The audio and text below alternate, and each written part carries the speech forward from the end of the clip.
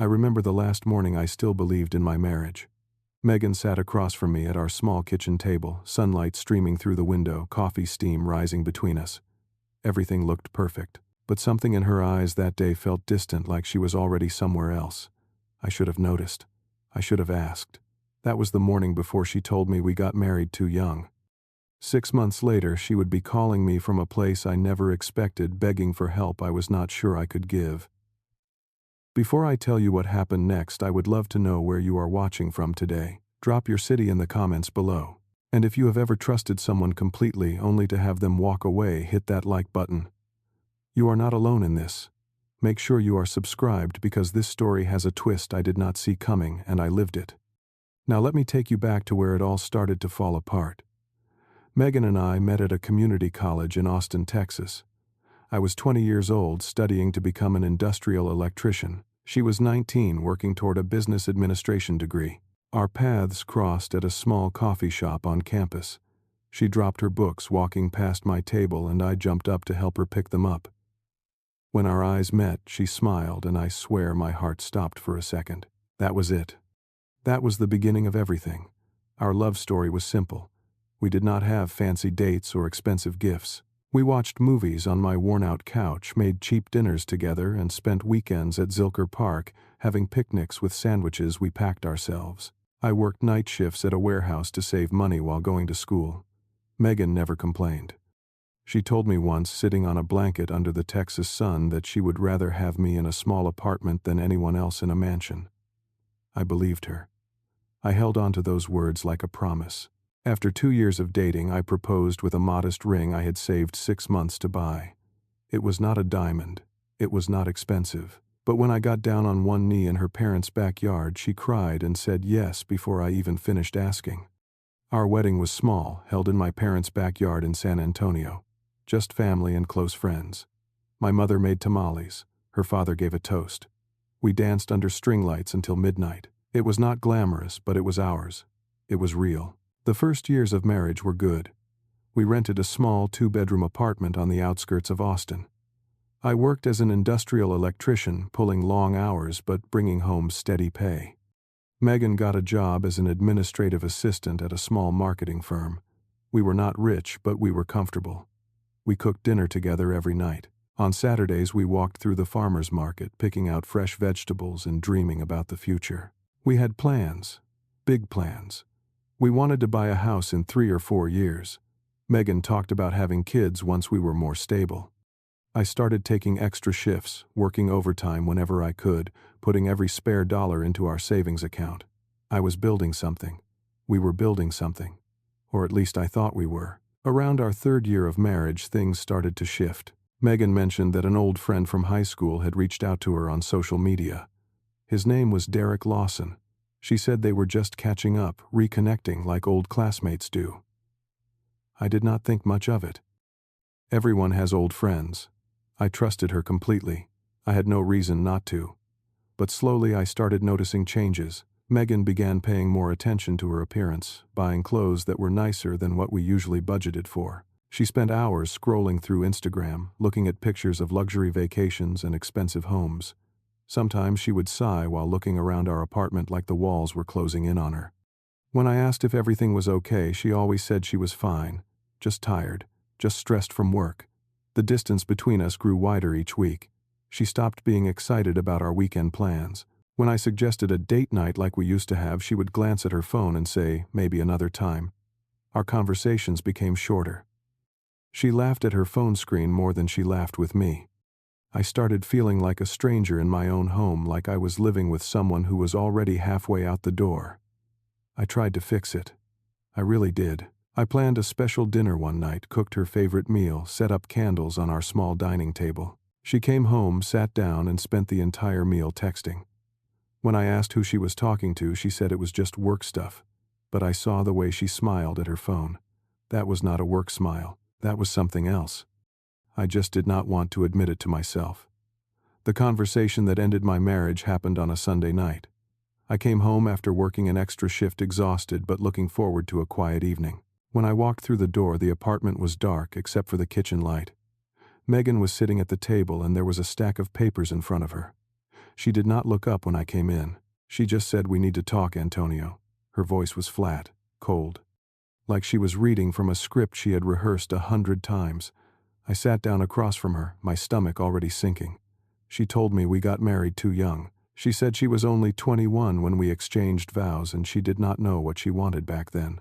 She said she felt like she was missing out on life, like the world was passing her by while she sat in our tiny apartment waiting for something better that would never come. She said she needed to find herself. I asked her if there was someone else. She went quiet for a long moment. Then she said, "Derek and I have been talking. He understands me." That name, Derek, the old friend from high school. I felt like the floor had dropped out from under me. Megan told me Derek was a millionaire now, a real estate investor. He lived in a penthouse downtown, drove a Porsche, traveled the world. He had gotten divorced from his first wife and was single again, successful, available, everything I was not. I tried to reason with her. I reminded her of everything we built together, the plans we made, the dreams we shared. I repeated her own words back to her, the ones about the small apartment and the mansion. She looked at me with something like pity and said I was young and naive. People change. I changed. Then she pushed the papers toward me. Divorce papers. Already prepared. She had a lawyer. She had been planning this. I asked her what I did wrong. She said, "You did not do anything wrong, Antonio. You are a good man. But good is not enough. Derek can give me things you never could." My hands were shaking when I picked up the pen. 4 years of marriage, 6 years together. It all came down to a signature on a piece of paper at our kitchen table. I signed it. I did not know what else to do. 3 days later, Megan packed her things. She had boxes ready like she had been preparing for weeks. A black Porsche pulled up outside our building.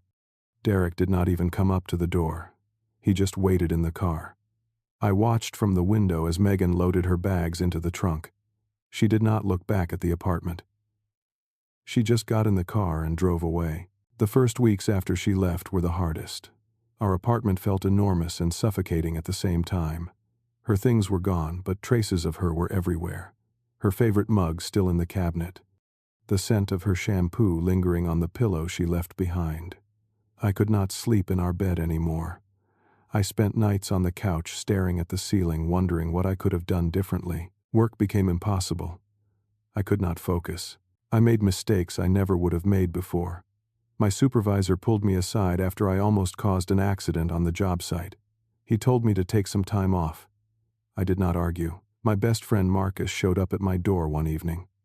We had been friends since high school. He took one look at me and did not say a word. He just walked in with a case of beer and a pizza, sat down on the couch next to me, and stayed. He did not ask questions. He did not offer advice. He just sat there with me in the darkness. Sometimes that is exactly what you need. But even with Marcus checking on me, I could not escape Megan. Social media became my worst enemy. I knew I should not look, but I could not stop myself. Her Instagram transformed overnight. Pictures of the penthouse with its floor-to-ceiling windows overlooking downtown Austin. Photos from vacations in Cancun, Miami, Las Vegas. She wore designer dresses and diamond jewelry. She looked like a completely different person. One picture destroyed me more than the others. Derek with his arm around her waist at some fancy restaurant, a Rolex glinting on his wrist. She was smiling wider than I had seen her smile in years. The caption read, "Living my best life," with a diamond emoji. The comments were filled with people congratulating her, telling her she was glowing, saying she deserved this. No one mentioned me. No one mentioned the 4 years I gave her. I was erased. Marcus eventually took my phone away and blocked her accounts. He said I was torturing myself. He was right, but the damage was already done. Then came the final blow. Less than 3 months after our divorce was finalized, I saw a post that a mutual friend shared. Megan with a massive diamond ring on her finger. Derek on one knee in some exotic location. The caption read, "Found my forever officially engaged," with a ring emoji. 3 months. That is all it took to replace me. To replace 6 years. I sat in my dark apartment, staring at that picture, and I felt something inside me crack. The night I saw Megan's engagement announcement, I hit rock bottom. I sat alone in my apartment, lights off, staring at nothing. At some point I walked to the bathroom and caught my reflection in the mirror. I barely recognized myself. I had lost weight. My eyes were hollow with dark circles underneath. My beard had grown wild and unkempt. I looked like a ghost of the person I used to be.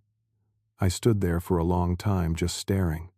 Then I asked myself out loud, is this who I want to be? Is this how my story ends? Some pathetic guy who fell apart because a woman left him for a richer man? The answer was no. I made a decision that night, not for Megan, not to prove anything to her or to Derek or to anyone else. I made a decision for myself. She made her choice. Now it was time for me to make mine. The next morning I started cleaning. I threw away everything that reminded me of Megan, the mug she left behind, the photos on the fridge, the little notes she used to write that I had kept in a drawer.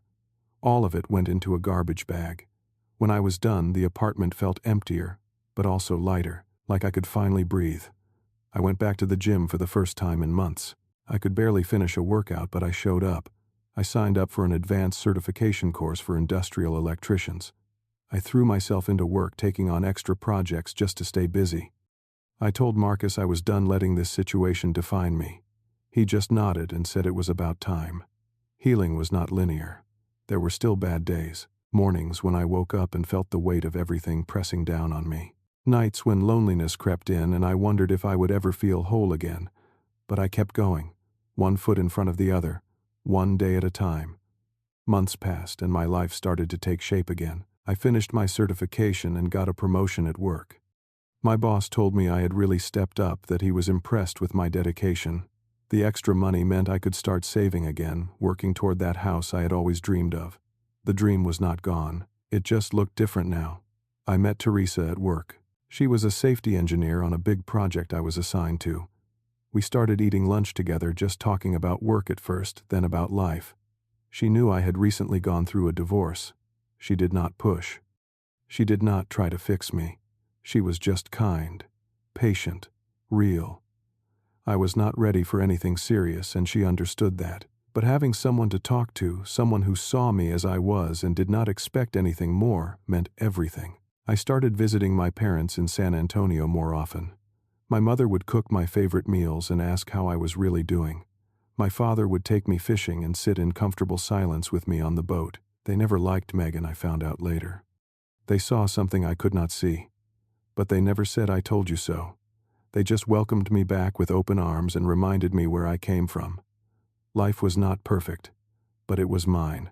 I was building something real, something solid, something that no one could take away from me. Then, 6 months after the divorce, everything changed again. I was eating breakfast one morning, watching the local news like I always did.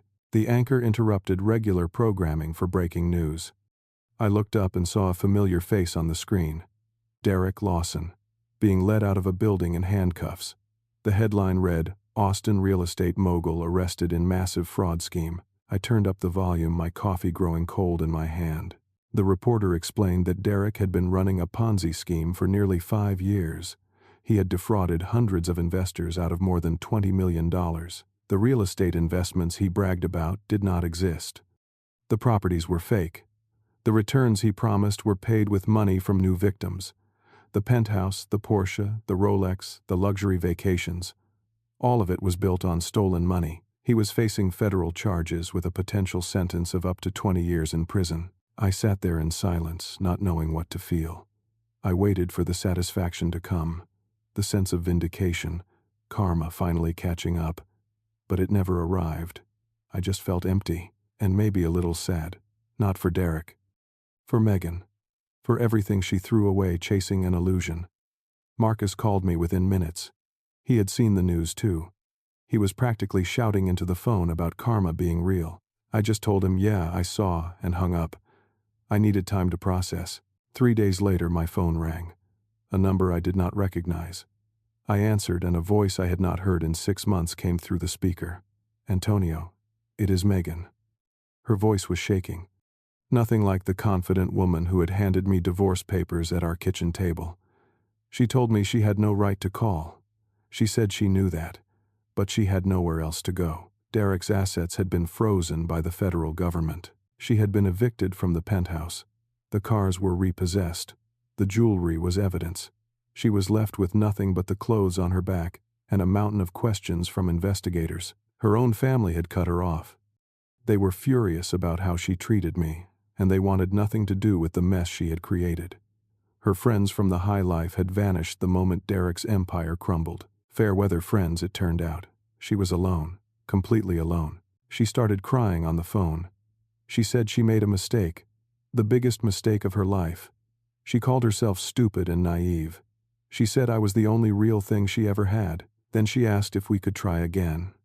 I listened to every word. I did not interrupt. I let her say everything she needed to say, and when she finished, I took a deep breath. I said, "Megan, I am sorry for what you are going through. I really am." Then I told her the truth. I am not the backup plan you come back to when the main plan fails. You told me good was not enough, and maybe you were right. For you it was not. But I found out that I am enough. Just not for you. I hope you find what you are looking for. But it will not be with me. Take care of yourself, Megan. Goodbye. I hung up the phone and set it down on the counter. My hands were steady. My heart was calm. I did not feel anger or bitterness or even sadness. I felt free, like I had finally closed a chapter that had been left open for too long. A few minutes later, my phone buzzed. A text from Teresa asking if I wanted to grab dinner that night. I smiled and typed back, "Yeah, I would like that." Then I walked out onto my small balcony, looked out at the city lights, and took a deep breath of cool evening air. When I look back on everything now, I see the journey clearly. The beginning was brutal. Those first weeks after Megan left were some of the darkest days of my life. I questioned everything about myself, my worth, my value, whether I was enough. I wondered if I had failed, as a husband, as a man, as a person. But somewhere in that darkness I found something I did not expect. I found myself. The healing process was slow. There was no magic moment when everything suddenly made sense. No dramatic revelation that fixed everything overnight. It was small steps, going to the gym even when I did not want to, showing up to work even when I felt broken inside, calling Marcus when the loneliness got too heavy, letting my mother hug me without pretending I was fine, giving myself permission to grieve but refusing to stay stuck in grief forever. I learned that strength is not about never falling down. It is about getting back up, again and again, as many times as it takes. Today my life looks different than I imagined it would. I am still working toward that house. The savings account is growing again. Teresa and I are taking things slow, building something real, something honest. I do not know what the future holds, but I am not afraid of it anymore. As for Megan, I do not hate her. I cannot. Hating someone takes energy, and I would rather spend that energy on building my life than tearing hers down. She taught me things about myself I never would have learned otherwise. She showed me that I am stronger than I knew. She gave me the gift of starting over even if she did not mean to. Forgiveness, I realized, is not about letting someone off the hook for what they did. It is not about forgetting or pretending the pain never happened. Forgiveness is about freeing yourself from carrying that weight. It is a gift you give to yourself so you can move forward. I do not know what happened to Megan after that phone call. I do not know if she found somewhere to stay or if she rebuilt her life. That is not my story anymore. I closed that door with kindness without hatred, and I have no desire to open it again. If there is one thing I want you to take away from my story, it is this. Your worth is not determined by who chooses to stay or who decides to leave. You are enough even if someone else cannot see it. The person who walks away from you for something they think is better will always be searching for the next upgrade. That is their burden to carry, not yours. Money can buy a lifestyle, but it cannot buy loyalty. It cannot buy love. It cannot buy the kind of peace that comes from knowing who you are and what you stand for. Sometimes people do not betray you because you were not enough. They betray you because they do not understand what enough means. They are chasing something outside themselves that can only be found within. And here is the truth about revenge. The best revenge is not making them regret losing you. It is becoming someone who does not need revenge at all. It is building a life so full and so meaningful that what they did to you becomes just a chapter in your story, not the whole book. Looking back, I used to think Megan leaving was the worst thing that ever happened to me. Now I realize it was the beginning of finding out who I really am. She went looking for more and found nothing. I stayed where I was built, something real, and found everything. Sometimes the person who walks away does you the biggest favor. They just do not know it yet. And if you are going through something similar right now, if someone left you feeling broken and wondering if you will ever be whole again, I want you to know this. It gets better. Not because they come back, not because karma catches up to them. It gets better because you find yourself again, and that is worth more than any mansion, any penthouse, any amount of money in the world. Now I want to hear from you. Have you ever had someone walk away only to realize later it was the best thing that could have happened? Drop your story in the comments below. I read every single one, and your experience might help someone else who is going through the same thing right now. If this story touched you, hit that like button and let me know. Subscribe to this channel so you do not miss more stories like this. And if you know someone who needs to hear this message today, share this video with them. Sometimes a story can reach someone at exactly the right moment. Thank you for watching. Thank you for listening. And remember, you are enough. You always have been. Take care of yourself, and I will see you in the next one.